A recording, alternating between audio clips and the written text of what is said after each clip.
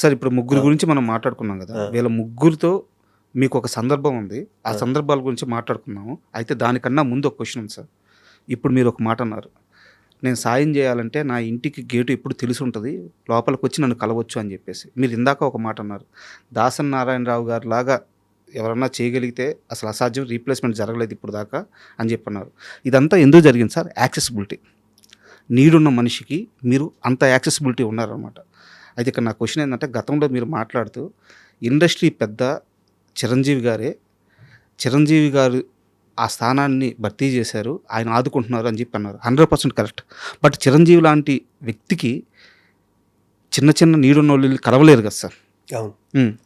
So ఆ accessibility ఉండే, ఆ స్టార్డమ్ ఉండి, ఆ ఆరా ఉండి, ఒక దాసరి నారాయణరావు లాంటి మనిషిని ఇండస్ట్రీ ఎందుకు మళ్ళీ క్రియేట్ చేసుకోలేకపోయింది? మెగాస్టార్ చిరంజీవి గారే. ఆయన చేయట్లేదు అనుకుంటున్నారు మీరు? ఆయన చేసే గొప్ప పనులన్నీ నాకు తెలుస్తా కదండి. అసలు ఆయన్ని వేలెత్తి చూపించే అర్హత ఎవరికీ లేదు. ఆయన చేసే గొప్ప పనులన్నీ నాకు తెలుసు. నేను అనేది యాక్సెసిబిలిటీ సార్. చిరంజీవి గారు దొరకరు కదా. అంటే దాసరి నారాయణరావు గారి దగ్గరికి వెళ్ళినంత ఈజీగా చిరంజీవి గారి అది దగ్గర కదా. ఇక్కడ ఒకటి ఉంది సార్, అదే చిరంజీవి గారు నాకు ఫోన్ చేసి, హనుమంతరావు కష్టాల్లో ఉన్నాడు, పొట్టివీరయ్య కష్టాల్లో ఉన్నాడు, సూర్య గారు మా తల్లి ఆవిడ టీవీలో చూసి ఆయనతో చెప్తే, ఆయన అప్పలు టీవీ చూడాల్సిన పర్లేదు, ఆయన 24 hours బిజీగా ఉంటాడు ఆయన చిరంజీవి గారు. ఆవిడ చూసి చిరంజీవి గారితో చెప్తే నన్ను పిలిచి ఇంటికి పిలిచి, శివాజీ ఈ 2 లక్షలు పొట్టివీరయ్యకి ఇచ్చాయి, ఈ 2 లక్షలు హనుమంతరావుకి ఏదో హాస్పిటల్లో ఉన్నాడంట, ఇవి 1 లక్ష రూపాయలు వాళ్ళకి. ఆయన ఇవ్వక్కర్లేదు కదా, ఆయన డబ్బే కదా మా చేతితో తీసుకెళ్ళి ఇచ్చింది. అంతే కదా కదా. అంటే ఆయన కలవటం కష్టం అనుకున్నా కూడా ఆయన ఇండస్ట్రీని 24 క్రాఫ్ట్స్ని అబ్జర్వ్ చేస్తున్నాడు దాని గురించి చెప్పాను. కరెక్ట్. అంటే దీనికోసం అడిగింది. నేను తమ్మారెడ్డి గారిని ఇంటర్వ్యూ చేశాను. తమ్మారెడ్డి గారిని ఇదే క్వశ్చన్ అడిగాను. చిరంజీవి గారు సహాయం చేయడానికి రెడీగా ఉన్నారు, ఆయన చెయ్యి ఎప్పుడు సహాయం చేయడానికి రెడీగా ఉంటుంది. ఆయన చుట్టూ మీలాంటి వాళ్ళు ఎవరైనా ఒక 3 4 ఉండి, అన్ని విధాల ఇండస్ట్రీస్ తరపు నుంచి యాక్సెస్ ఉండి, సమస్యలు ఆయన దగ్గరికి అన్ని తీసుకెళ్ళగలిగితే దాసరి గారి స్థానం భర్తీ అయిపోయింది కదా. ఎందుకు అది జరగట్లేదు? ఎందుకు ఆ టీం ఫామ్ అవ్వట్లేదు? మరి ఆయన హెల్ప్ చేస్తూనే ఉన్నాడు. చిరంజీవి గారింటికి, దాసరి గారింటికి వెళ్ళినట్టు చిరంజీవి గారింటికి వెళ్ళటం అంటే చాలా కష్టం. మన ఆ విషయం తప్పు పట్టడానికి లేదు. దాసరి గారు ఫస్ట్ నుంచి అలాగే ఉన్నాడు, ఆయన మద్రాసు నుంచి అలాగే ఉన్నాడు ఆయన. అసలు అది ఒక ఎరా అది కదా. చిరంజీవి గారి దగ్గర ఇప్పుడు ప్రతి వాళ్ళు వెళ్ళాలంటే ఆయనకున్న దీనికి కష్టం. అది ఫస్ట్ నుంచి అలవాటు అవడంతో ఉంటుంది. దానికుండా అంత స్టార్డమ్ ఉన్న వ్యక్తిని కలవటం కానీ ఆయన చేయటం మంటలేదుగా. అవును. మనకు కావాల్సింది ఏంటి, ఆయన కలిసాడా లేదా అన్నది కాదు, ఆయన ద్వారా మనం హెల్ప్ పొందామా లేదా అన్నది కావాలి అంతే. అవును. దాంట్లో ఎక్కడ మీకు చిన్నది కూడా తేడా ఉండదు చిరంజీవి గారి విషయంలో. అయ్యో, మేమేంటి రాస్తున్నాం సార్ మా చేతులతో, ఆయన వాళ్ళకి సహాయం వీళ్ళకి సహాయం 12 చేతులతో ఇచ్చానంటున్నారు చెక్కులు. అవును, మీరు ప్రత్యక్ష సాక్షి. అవును, సూపర్. అండ్ చిరంజీవి గారికి సంబంధించింది ఇంకో ప్రశ్న ఉంది సార్. ప్లీజ్. మీరు చిన్నప్పటి నుంచి చిరంజీవి గారిని ఇన్స్పిరేషన్గా తీసుకొని ఇండస్ట్రీలోకి వచ్చాను అని చెప్పి చాలాసార్లు చెప్పారు. ఈ రోజు ఇక్కడ కూర్చున్న ఈ క్షణం వరకు కూడా ఆయనే చెప్పారు. ఏ రోజు కూడా మీరు ఈ మాట మార్చలేదు, వేరే మాట చెప్పలేదు, చెప్పను కూడా. అయితే మీరు చిరంజీవి గారితో అసలు సినిమాలే చేయలేదు. వెయిట్ నా క్వశ్చన్ కంప్లీట్ మాట్లాడుకుందాం. మీరు చిరంజీవి గారితో అసలు సినిమానే చేయలేదు, కానీ మీరు ఎక్కువ సినిమాలు చేసింది బాలకృష్ణ గారితో. ఏ రోజన్నా ఏమయ్యా శివాజీ, నువ్వేమో పొగిడేది చిరంజీవిని, సినిమాలు ఏమో నాతో చేస్తున్నామని తమాషగా అయినా సెటైర్గా కానీ ఎప్పుడైనా బాలకృష్ణ గారు అన్నారా? బాలకృష్ణ గారు అనలేదు, కానీ బాలకృష్ణ గారు పక్కన ఒక అతను ఉంటాడు నాకు ఫ్రెండ్ బాగా.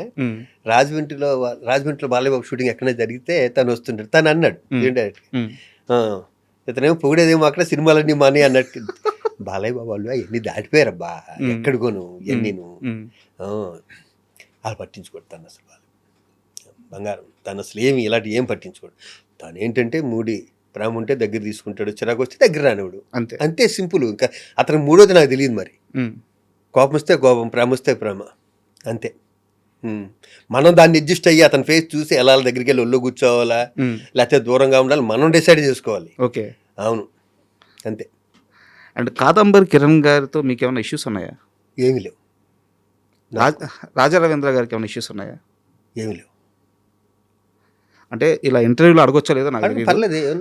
కాదంబరి కిరణ్ గారి ఇంటర్వ్యూ కోసం నేను ప్రిపేర్ అవుతుంటే ఆయన ఒక ఇంటర్వ్యూలో ఒక మాట అన్నారు, చిరంజీవి గారికి నాకు ఒక వ్యక్తి కనెక్షన్ కట్ చేశాడు, ఆయన చుట్టూ ఉండేవాళ్ళు భీమవరం బ్యాచ్, కనెక్షన్ కట్ చేశారు, నా మీద లేనిపోని చెప్పారు అని చెప్పి. ఓకే సార్ వాస్తవంగా చెప్తున్నాను, ఆయన ఎవరి పేరు చెప్పలేదు. ఓకే నాకు వెంటనే స్ట్రైక్ అయింది, మీ ఇద్దరే భీమవరం బ్యాచ్ చిరంజీవి గారి దగ్గర ఉండేవాళ్ళు అంటే. ఓకే సో ఇది నేను ఏమన్నా తప్పుగా అర్థం చేసుకున్నానా, ఆయన చెప్పింది కరెక్టా, నాకు కాస్త క్లారిటీ ఇవ్వండి. ఎందుకు కాదమ్మటికే ఫోన్ చేసి కనుక్కుందాం. నేను చిరంజీవి గారి దగ్గరికి వెళ్ళి ఇంకోటి కంప్లీట్ చేసే అంత ఓపిక నాకు లేదు ఫస్ట్, సార్ అంత టైము ఓపిక ఆయనకి లేదు.